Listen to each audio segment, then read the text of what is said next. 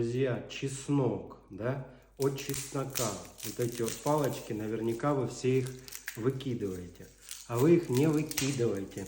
Они могут вам спасти жизнь, даже так сказать, и не заразиться различными заболеваниями. То есть вы где-то там находитесь, где чихают, кашляют, приезжаете домой, переживаете, чтобы делать, что не заболеть. Все легко и просто. Берете, поджигаете эту палочку, даже если уже заболели.